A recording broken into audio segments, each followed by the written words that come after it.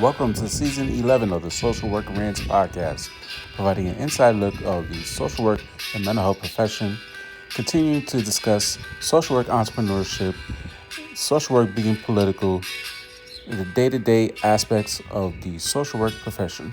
Hope you enjoy.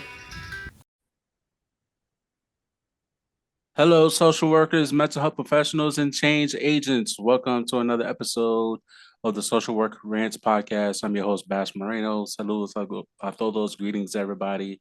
Thank you for tuning in, tapping in wherever you are watching or listening to this podcast. Continue to follow the podcast on Instagram at the Social Work Rants podcast. That is all one word. And of course, hit that red subscribe button on the YouTube because I would love to monetize, even if it's a couple pennies here and there on the YouTube channel. And that's uh, part of our conversation today is monetizing on social media, and we always rack our brains of like, what can we do to try to make additional income and work harder and work smarter and not harder. So that's today's topic. But before we get there, we're gonna do our disclaimer. The podcast is not to be used as a substitute for individual therapy or counseling. If you need assistance, go talk to your therapist. If you have one, go talk to your psychiatrist. If you have one, call 988.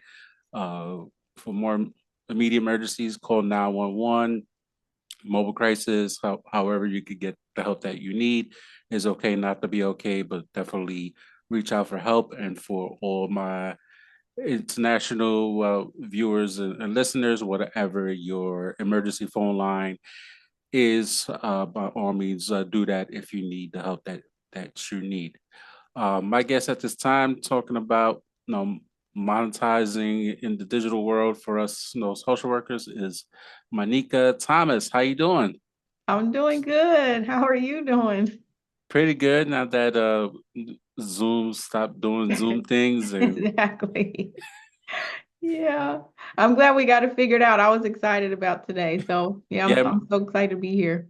no, I'm glad to have you. Glad to have a conversation and finally able to schedule an interview. I know it's been a while. I've been doing a lot of solo episodes recently, so. Uh, Yeah.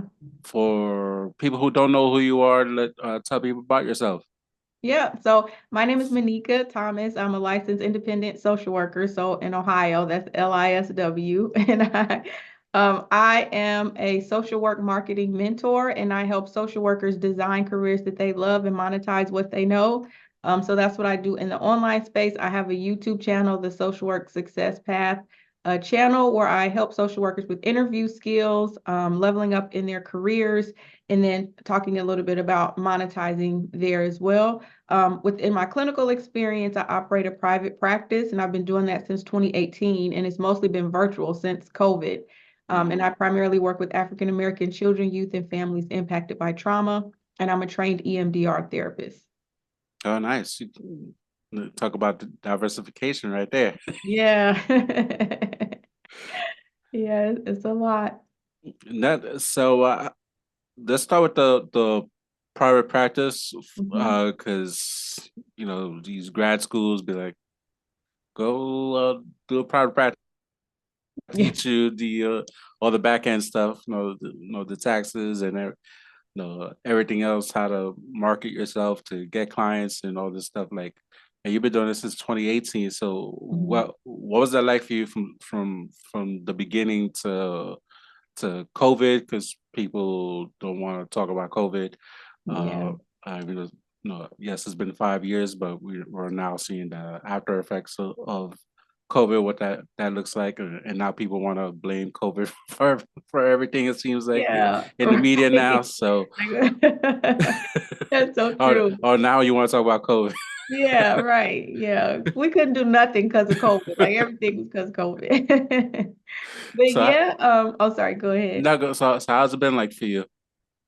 So it's been pretty good. So when I first started my practice in 2018, of course it was a different time. I was doing it typically how everyone else does it, trying to find an office space, furnishing the office, building up my clientele, letting people in the community know what I offered. So I was working as an independent contractor before I started my practice, and just kind of started making some connections in the community, trying to locate my space, deciding if I wanted to do a group practice or a solo practice. I end up landing on doing a solo practice. I did have a couple therapists who I worked with for a time, but ideally, after I got into private practice, I was like, I think I want to keep this small. Like, this is not Mm, something that I'm wanting to build out into four, five, six therapists.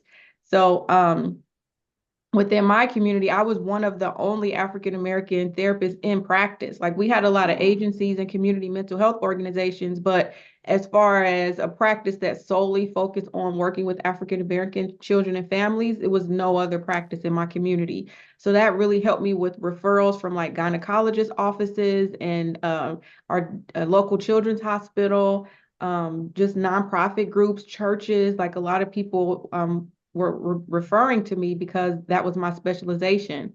So from that point, once people started knowing what I was doing, plus I was really active in the community at the time. So I just kind of leveraged some of those relationships that I already had based off of places that I had worked previously, community work that I had done, events I had helped plan.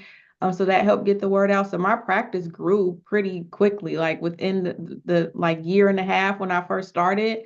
So I was able to well exceed what I had ever made working a 9 to 5. So it ended up being good. And then COVID hits. Like, I remember that last appointment before COVID. Like, we didn't know it was a thing. It's like, okay, we're mm. just gonna go home for a little bit. And everybody's saying leave and don't get yourself prepared. So I remember telling my client that. Next thing I know, like, I didn't step back into that office for a whole year. So Mm. yeah, it was then we had to learn like the virtual thing and jumping on Zoom and still trying to keep connections with clients. So yeah, it was a lot going on during that time. But after that, it was like I got access to the freedom of being able to still meet with clients. And then it was also during that time where I launched my YouTube channel. So then Mhm. I, was learning how to operate YouTube, how to create my thumbnails and all the things. So that started to take off. And then I was like, okay, well, if I'm able to monetize my YouTube channel, I don't have to see as many clients. So then I started focusing 100% solely on learning YouTube Mm. algorithms and SEO and all the things to build up my channel. And then since that time, I've been exposed to an entire online world. And then I started to reduce my mental health client caseload. And now I solely focus on building my business online. Amazing. Congrats on that. Um, and talk about and how 2020 was talk about pivoting. That was definitely a pivot right there. Oh, That yeah. so how was it like building up the YouTube channel? I know I'm still struggling. It's picked up Yeah. some, but as with taking like trainings here, and I went to a financial conference last year that I'm going again, this year, and I spent a lot of time uh talking about YouTube and all the different things that YouTube is doing to help monetize. So how was it like for you? Yeah. So at first, well, let me say, I did a lot of research before I like jumped on the platform. And then I've been using YouTube for a really long time. Like, I've always wanted to have a channel since like 2007. So if Mm, you scroll back to my old videos, like, I was tinkering with it then. And back then, natural hair videos were like a really big thing. mm. And that's what everybody was doing. So I tried my hand at one and I was like, I don't really want to. It was a lot of work, like recording it and pausing it and having the right camera. So I didn't want to do like the natural hair. Then I tried to do the mental health videos, like Katie Morton, I think that's her name, Katie Horton. She was really big in the mental health space during that time. Like, it was really no other channels rivaling how her content was performing online. So then I was, trying to make YouTube videos centered around mental health and then linking that to my private practice. And I was like, I do this stuff all day, meeting clients. I don't want to then have to come on YouTube and then talk about those same things. So then I pivoted and was like, okay, let me just think about the journey that I had as a social worker. And then I decided that I wanted to solely have my um, channel centered around helping social workers along the journey, like things that I wish I would have known when I first started out. So Mm. I was researching people like Vanessa Lau and Sean Cannell and Roberto Blake, just getting tips and ideas and strategies from them on how to make thumbnails, SEO optimization, your descriptions, how to have a hook. So I did a lot of SEO research before I made my first video, and then I launched it and had my first couple videos, and it's been amazing. Like they've done really well. My highest performing video, I think now has like 180,000 views. Oh, nice. Yeah, so it's been good. Yeah. What are kind of like tidbits since we on the YouTube channel top of like ways to grow a channel if somebody is struggling. So, like I said, I definitely think the research is important because if you have I knew my target audience. So if you have Mm, identified a target audience, you want to use Google Analytics and Google tools to identify what type of topics is that demographic searching for on Google. Because a lot of times people think that YouTube is a social media platform like Facebook, Instagram, and TikTok, but it's actually a search engine. So it's the second largest search engine after Google. So that's why it's so SEO heavy. So when I say SEO, stands for search engine optimization. So you want to go into Google and start typing in those keywords and terms that social workers are actually looking for when they go to Google looking for information. So I would take those terms and then I would do research to see how well they will perform. And then that's how I would name my video. And then from that, I would add those same keywords in the description of my video and then add it to my thumbnail as well. So I think that's where a lot of people go wrong. They just like throw a video on YouTube, pay no attention to the title, don't make sure it's SEO optimized or that it can be found in search. And then you just put it on YouTube because that's what you talked about in the video, but you've not optimized it. So that's my biggest tip is just making sure you optimize your videos. cool. That good tidbit. Now talk about like the private practice during pandemic, the positives and negatives. Like obviously everybody was home, and also there's many folks who are, home Mhm. is not their safe space. Mhm. So what were you seeing during that time? No, going 2020, going into 2021, into 2022. This is the crazy part, the weird part. So I know at that time I was in the mental health space, but what I was noticing was I watched how social workers showed up on social media. But then I was all, and I know you follow like Earn Your Leisure and Mm, podcasts and things like that. I watched how social workers were showing up during COVID. And then I watched how marketers, social media marketers, and people who were growing their business showed up during COVID. And the difference that I noticed was, and I don't know if this is good or bad. I mean, I think it has some negative things to it, but the way that marketers showed up in the space, it wasn't like talking about it's raining where I am. Sorry if you hear the rain. no, no, it's all good. But it wasn't focused on COVID. It was like helping people figure out how to grow their business during COVID, how to use this to maneuver and how to pivot and how to scale your business during COVID and how you could be relatable during that time, but still give people something they can look forward to and something that was still hopeful. And as social workers, we were like in the thick of it, trying to help Mm, people with the depression and the anxiety and the disconnection and worried about the kids and what was going on with that. Like we was in the depth of that. mm-hmm, So I had to make a decision at that time, like, do I want to be in the depth of the work at that time, or do I want to focus on my business, and making sure that it can sustain after COVID has passed?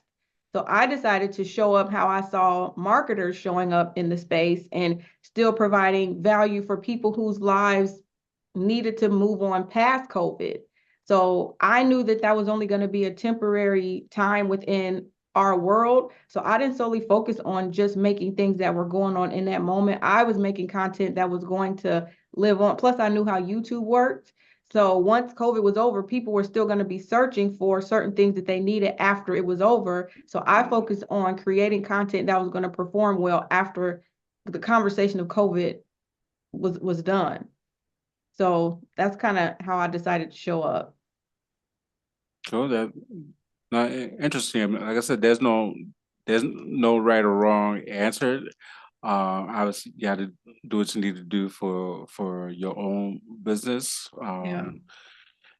And good for you. Look where where you at 5 years later. So Yeah. it worked out, and I mean, there's always going to be something, and you said you got to make a move one way or another to help yourself Yeah. And and that was the thing about it too. Like I had to do it without guilt because mm, I think a lot of times when we try to solve social problems and we can't show up and help the way that we want to. Sometimes we feel a lot of guilt of, us, our impact or what we're able to do or not able to do. So I learned early on in my career, like, so these social problems existed long before me. It's not my responsibility to fix every issue. Like this is a systemic problem. This is not a Manika Thomas problem. And I have to be able to show up in the space doing as much as I can where I am with what I have and not take on the weight of society's problems and think that it's mine internally to fix it.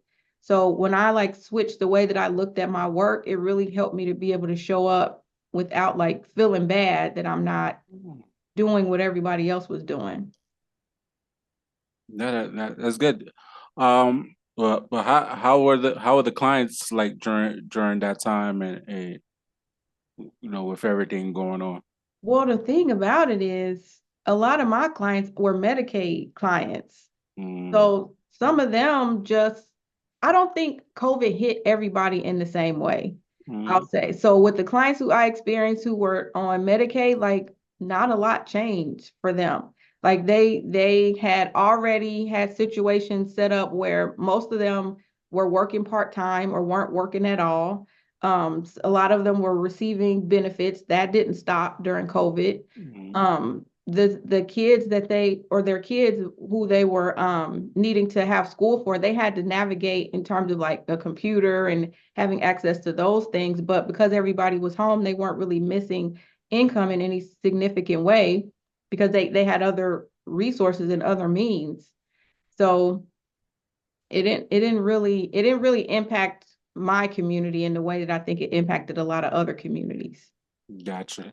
And also they didn't have to recertify their Medicaid for like Yeah. at least 3 almost 4 years because they like was automatic uh recertifications during that time. So until like spring of 2023. So all that time like without yearly recertifications that it could be making more income or whatever and nope, automatic renewals. So Yeah, it helps yeah. it helps them and it Absolutely. And it was some adjustments in terms of being home with their kids more than they were used to. mm, But, that's just what we managed in therapy. So instead of us doing like a traditional therapeutic intervention where I was just working with them individually, then the focus changed from what does it look like for you to show up as a mom now, to be present more and to be mm, able to manage the emotions that you're experiencing that maybe you have pushed aside because your kid was at school and you could just kind of, not pay attention to it as much. Like, how can you be a more present parent? And I was actively doing parent-child interventions during my session. So it wasn't just mm, about you managing your anxiety, it was about you being able to show up as a parent with that same anxiety and then what that feels like and working through it in real time. gotcha. Yeah, and I know for myself there was a lot of times of uh turn your camera on before you get smacked up in the back of your head. Yeah. Exactly. I don't miss that. Right, right. Oh, you were working with kids? Well, my own kids like were just working from Oh, home and like turn your camera on. It's like take a break or grab a glass of water or whatever, or gotta use the yeah. bathroom, whatever. And it's like, Oh, and you see the yeah. kids like they on the Zoom and like not really paying attention. Like, turn your camera on. Hmm. Yeah, yeah. Yeah. And the thing is, I still worked with a lot of the kids who I saw because I see kids from 5, my youngest is 5 to up to like 45. Mm, So that was a challenge, you know. I just had to get creative. I just tried to incorporate more music, more movement, you know, just things that we could do that weren't just talking. So right. yeah, that was a challenge. I'm sure. I'm sure it was. Yeah. So let's talk about like present day. Like, what are some of the things you're doing in the digital space that people who listening or watching this episode could learn from, or maybe implement, or some of the things you're doing now.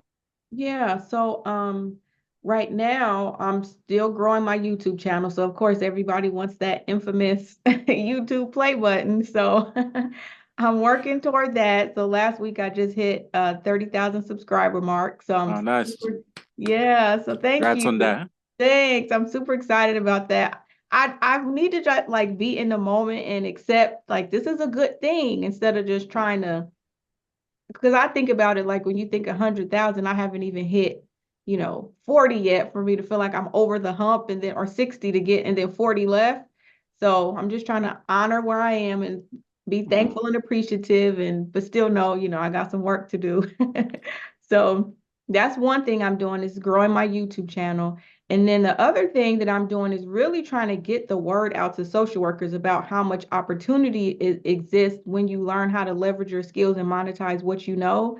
So one of the things I knew when I first started my YouTube channel was I wanted to incorporate digital products from the start, just from, again, a lot of the marketers that I was watching, they would show you how to monetize even if you didn't have your 100,000 or your 1,000 subscribers yet, and you would monetize through affiliate links or through your own digital products.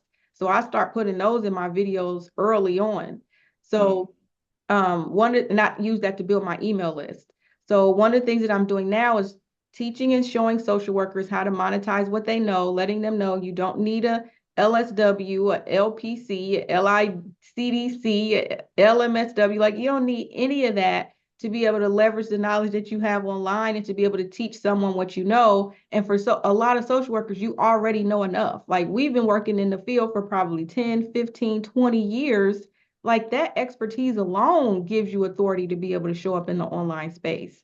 So mm, breaking down some of those mental blocks that makes people think that they have to be licensed in order to make digital products or to show up online. Like, no, you don't.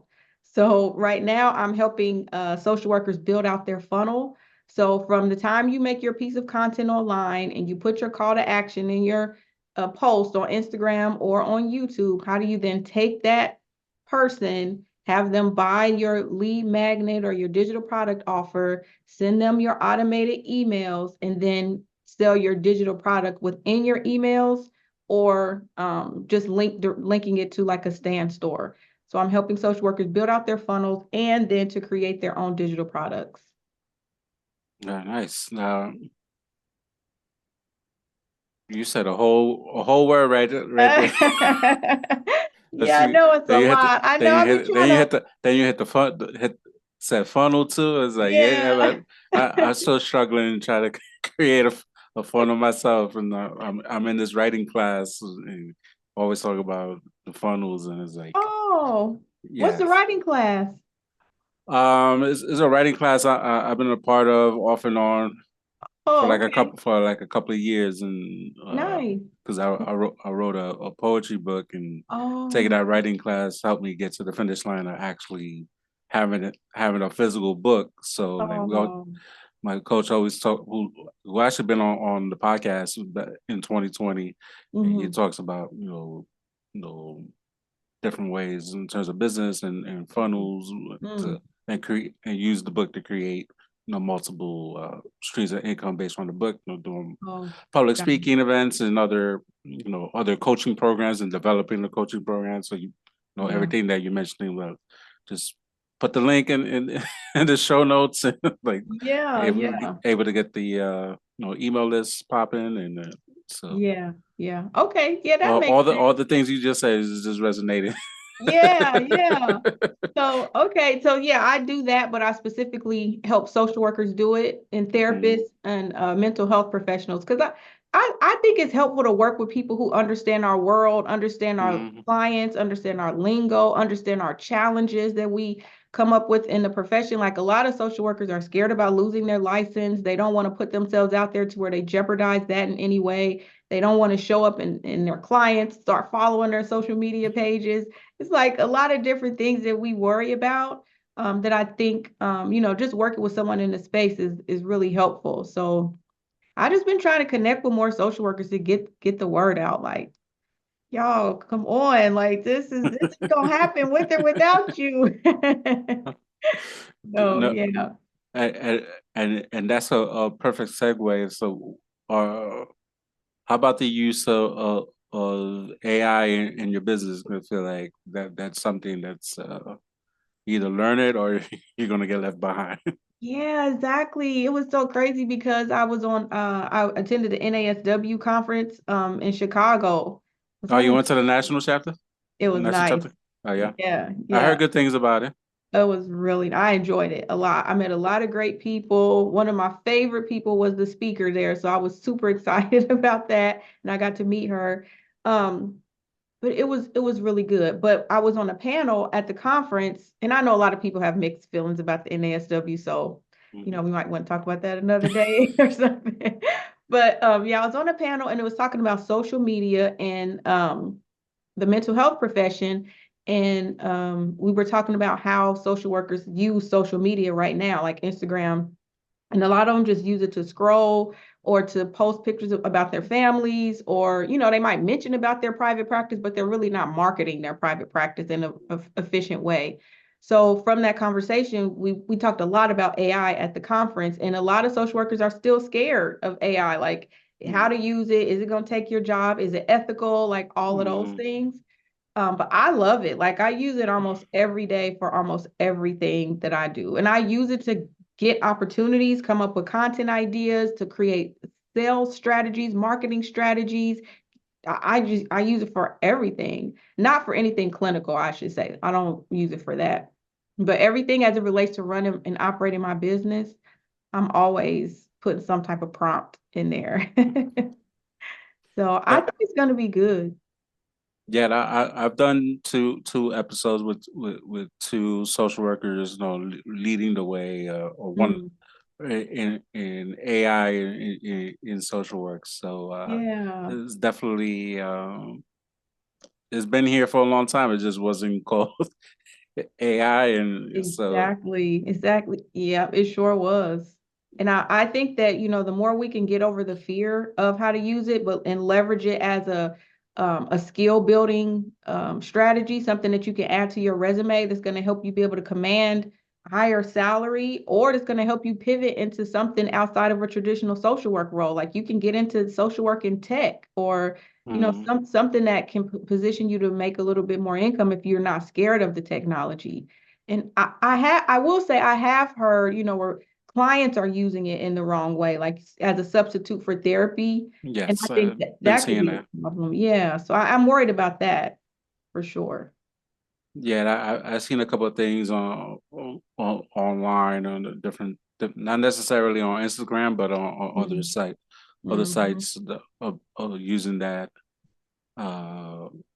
I saw somebody like literally replace the therapist to use Yeah, AI. I yeah. was like, Uh-huh. I think a what? lot of therapists are nervous about that. Like, are my clients gonna stop showing up because they're taking their problems to ChatGPT? So, yeah, I think you got to figure it out. I mean, not just figure it out. There are definitely ways Mm, around it. You just got to be strategic. mm. But I love like the examples of the different jobs that you mentioned that people could do, and what I got that is like none of that needed a social work license. No LM, no LC, no L No, nothing. no, not at all. Like, and I listened to one of your last episodes when you were talking about passing the licensure exam and how stressful that is and how traumatic that Yes. is for social workers. I totally understand a lot of social workers struggle. with that. But I think if you can lean into a different skill set, because I really think if you're not wanting to do therapy of some sort, I think it's just really a matter of learning how to leverage the skills that you already have and being able to make the connections that you need to grow as a professional. And even with therapy, like people are out here don't have our degree or our credential and coaching like million dollar businesses. Mm, So, like Mel Robbins, for example, she's not a therapist, a mental health professional, a LICDC, a LMSW. She has no mental health credential, but has built an entire platform about helping people manage anxiety. mm. Like it's it to me, it's just too many opportunities for you to be able to get the experience that you need to leverage the knowledge that you have and then make it work for you. Like utilize online tools to grow your business so you're not feeling stuck in your career. Yeah, I think I'm sure for myself that definitely a time where I felt stuck, even like a few years ago, like during Mm, pandemic, like it didn't help. I yeah. didn't had a supervisor maybe he feel like that too, but definitely kind of Mm, felt like stuck. Like shoot, yeah. I'm like all these years in, and like now I feel stuck on what to do. So Yeah, like what's uh, next? exactly. Mm, yeah. And I think it also depends on like what state that you live in too. Mm, Because I was like one of the few times I wish like kind of like I was back home in New York where I'm originally from. I mm, was like could be like all these skills, all these things that I've been doing, like I could definitely like make more bank back yeah. home than Yeah. when I currently live at now. Well, that's why I think the internet is so amazing because the Yeah. internet doesn't really, especially with you being on YouTube, like the internet don't care about New York, California, Pittsburgh, Mm, like where it doesn't matter. Like it's all about your positioning, your messaging, and SEO search. If you have a message that resonates with people that they're searching for, you bring people to you. Like I have people who visit my YouTube channel from all over the world. Places mm. I didn't even know that they had social workers. So so it's really about learning the skill of optimizing an SEO. I think any social worker, once you learn those two things and how to market yourself, it opens up so much possibility. Like it's not even about geography and where you are, Mm. it's about messaging and social engine optimization. I think that's what I was getting at because people are so focused on like because it's so been ingrained in us in our profession, like to get a license Yeah. and there's like you can make and I know there's been more and more posts and stuff for like all these different jobs you could get with just having MSW and Hmm.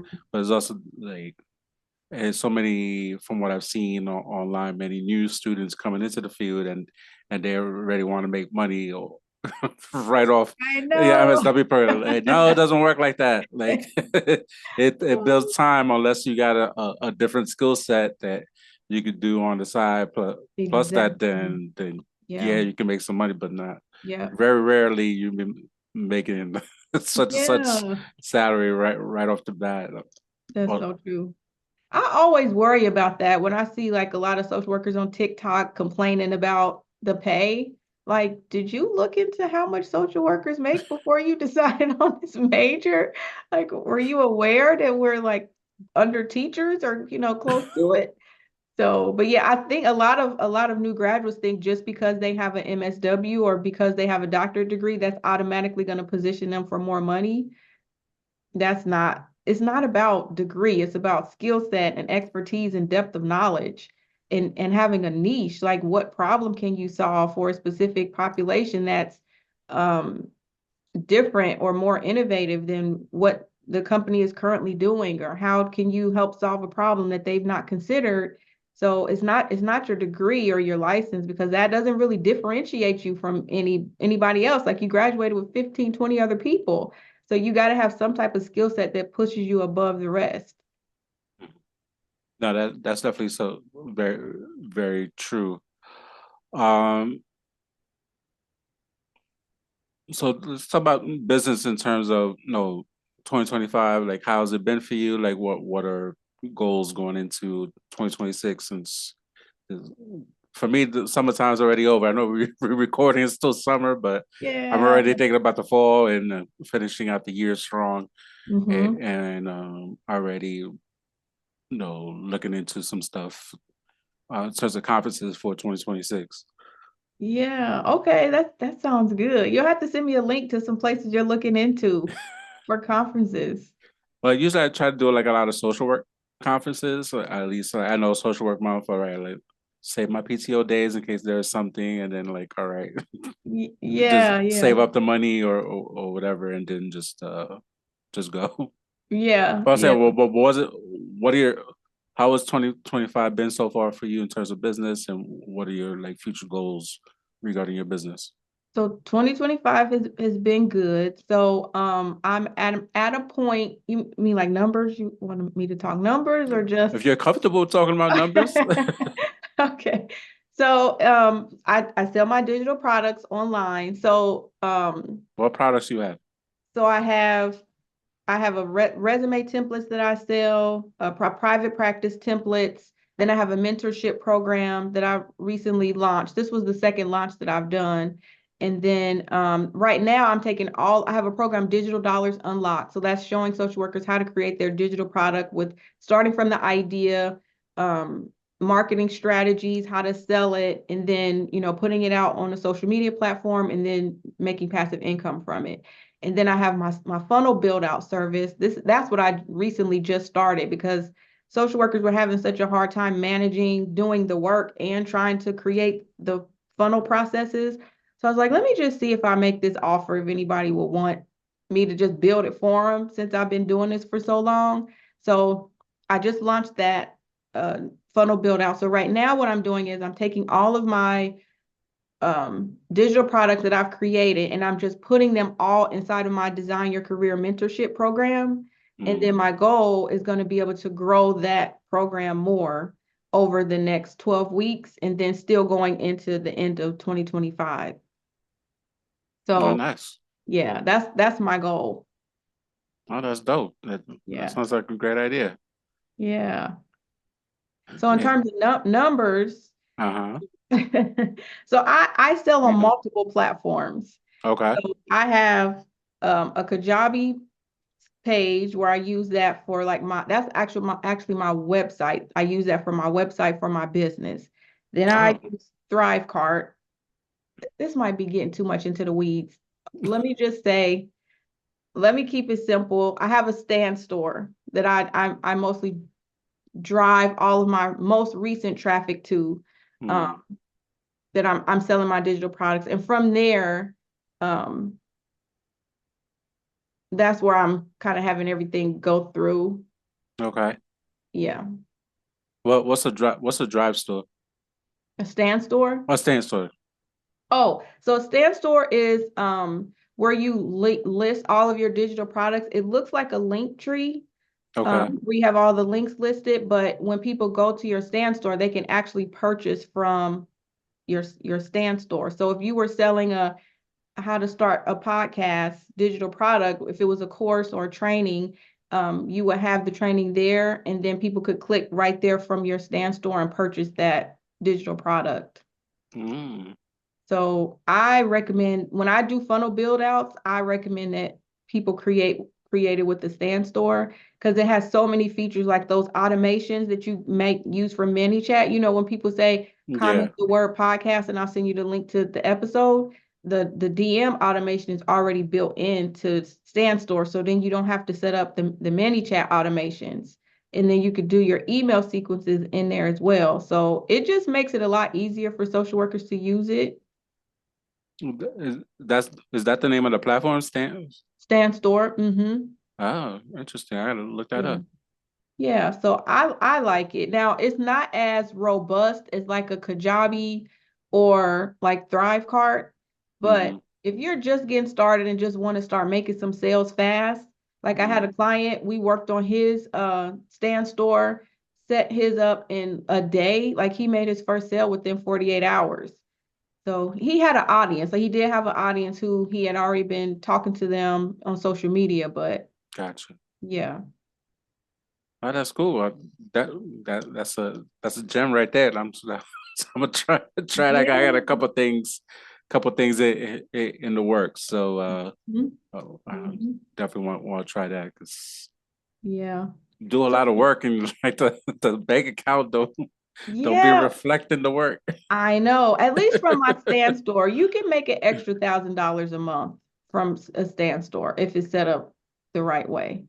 But when I was launching my digital dollars unlocked, I did like $800 in 2 weeks. Mm, So I mean that's not bad. That's like no, that's the car insurance and some as other bills. exactly. That's that's definitely a few bills. Yeah, yeah. Uh, But you can literally build it as big as you want it. But I just have social workers see what's possible. Like I'm not showing no hundreds of thousands of dollars. mm. Just like you No, can take yeah, your any little yeah, bit helps, for especially sure. in this economy that we're in. Even if it's just gas money, like gas for the week or something like that. Exactly. Or Yep. and then you got some pocket change. Maybe you get a coffee at your local local coffee shop or Exactly. whatever, like or Yep. whatever. So Exactly. I did a TikTok where I said how my digital products help me pay for my car insurance.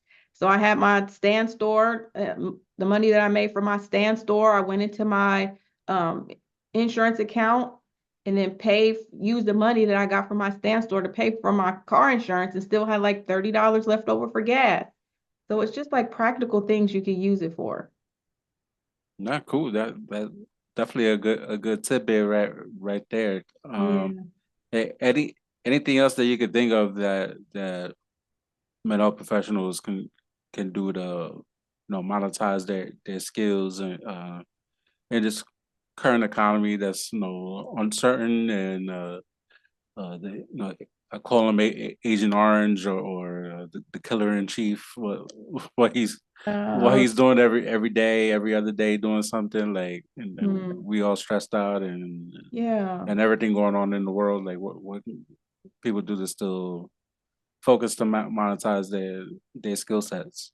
Yeah, so I say I don't think any social worker in this day and time, based off what you were just saying and what we're all observing, at this day and time, this is not the time to solely rely on a 9 to 5. Like you have to have something outside of that you're able to leverage and you can pull money from quickly without having to work your 9 to 5. And the thing is, most of us have enough skill sets to be able to do it. And oftentimes what gets in the way is our mindset. Like we count ourselves out before we even start, or we talk ourselves out of it, or we operate out of so much fear. So I would say before you even hop on social media trying to make content or doing anything, make your mind up that you absolutely can do this and you have the skills already, even if you failed your licensure exam multiple times. Like remove that myth that you need to pass your licensing exam. And then once you've done the mindset work, I would say I always encourage social workers to look at what I call the lowest hanging fruit. Like, what are those skills that you already have that you're utilizing every single day? Whether someone is asking you, hey, how did you do this? Or how did you put this together? Or I noticed you made this document or this thing. How did you do that? Or if clients are asking you the same questions over and over again, and then you made a process around it, or if you have a PowerPoint presentation and it did really well, people came up to you after the presentation was like, that was so good, it helped me so much. That's low hanging fruit. That's an Mm. opportunity for you to be able to use that and then monetize it and turn it into a digital product. So I would say write down all of those PowerPoint presentations that you have, all of those questions that people are asking you, or all of those skills that people are leveraging you for professionally. And then figure out how you could take those skill sets and then turn that into something you can monetize, but you don't even have to figure it out. If you just stay connected with me and people who are doing it, like just follow how we help you do it, and you don't have to figure it out. Mm. But just start with that low hanging fruit, those skill sets. Yes. I think also like I noticed that in our profession there's still a lot of like gatekeeping going on. It's Mhm. like it's okay if somebody else has the same idea you're thinking about and then they actually do it, and it's like instead of hating, just like celebrate, or just all right, we could do this. The great minds think alike. The old saying Yeah, goes, and it's just do it. absolutely. Yeah. And the Well, thing I about tell people how to do it. It's like stop the gatekeeping. And I heard that on one of your podcast episodes too. This is what I want to say. I don't know how much time we have, but I do want to say this. So, someone on your episode said, you buy these programs and people give you only a piece of a part. Like they don't tell you the whole thing. They'll say that this is how you do it, but then they'll leave the other part behind a paywall. So that process, when you start paying for marketing courses, that's actually a tactic. Like that's how people tell you how to sell your product. So if you ever attended a webinar or bought a training, they'll tell you you tell the what, but sell the how. So you tell people up front, like this is what it is, this is what it looks like, but you sell this is how you do the thing. So when all of us are so frustrated about, why are people gatekeeping, why aren't they saying the thing? Because marketing teaches you to tell the what and sell the how. That's why we're coming up against these roadblocks. Like, why is everybody not saying what it is? So that to me meant that I had to make some investments if I wanted to actually get the information of how to do it. So I know a lot of people don't want to make the investment, they don't want to pay the money, but if you want to learn the how, like the step by step, and not just keep getting that surface level, this is what you can do. This is you don't want that, you're gonna have to pay. That's Invest in yourself. This uh, absolutely. if if 2020 didn't teach you that, then we still in another. You know, I feel like this year kind of in some ways mirrored 2020 because it's like we're back that, especially for us, black and brown folks, like Mm. definitely we could kind of there's potential like to really make some money and some headway, but Yeah, yeah. it, And this is the thing, I was following another lady who's kind of in the space, but she does consulting work, and she was saying, well, all the changes that are happening, all the social service changes and everything that we're noticing, the money is going to have to start coming back down to the states. If the federal government is cutting things, then the states are going to be responsible for implementing a lot of these local programs.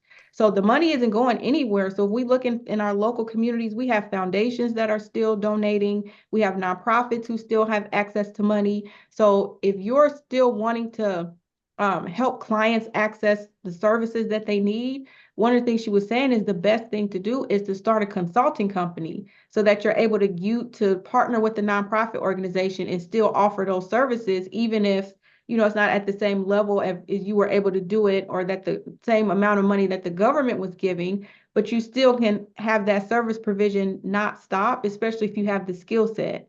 So if you know that you have a point of expertise, I will put a package together on the services that you have after you like identify those low hanging fruit skills. I will put together a package. I would price it, and then I would go to a nonprofit organization and I would pitch it in my community. I would pitch it to a church, local nonprofits, my city government. Like if you have a relationship with the mayor or your city commission, I would pitch my program to all of those entities. good. That's good info right there. Yeah. Uh, I'm gonna have to like I usually go back and listen to the podcast episodes just for any possible edits, but I'm gonna be taking notes Yeah. to try to implement some of the stuff you're talking about in this episode. Uh, Yeah. where can people reach out to you? So you can find me on can I say this before? Sorry, Yeah, before. yeah, of course. So if you do go back and listen and you decide you want to put an offer together, I highly recommend that it's some type of a podcast offer where you're like showing colleges, universities, schools how to like kids want to know what you're doing. Like they want to know how to create these episodes, what platforms you're using. I think that would be an amazing low-hanging fruit opportunity for you to be able to put you a podcast training and course together if you don't already have one, that you could pitch to a school, nonprofit organization, a church, or somebody within your community. And I think they know like the time is here that people want to know how to do what you're doing. So I would say that. And then in terms of where to find me, on YouTube, my name, Manika Thomas, and all other social media platforms is my name, Manika Thomas. Awesome. Now you got me doing some homework on Bass GPT and Yeah, get to work. exactly. Exactly. No, this was a great conversation. No, thank you for the gems that you dropped, and I always like to have some education in terms of the podcast, for anybody to grab some gems and listen, and Yeah. you're gonna learn something today. Absolutely, absolutely, for sure. I'm so glad that I could be here to provide some value and helpful tips. And if you need anything while you're putting it together and putting your prompts into ChatGPT, just reach out and I'll help you for sure. All right, I appreciate it. Yeah.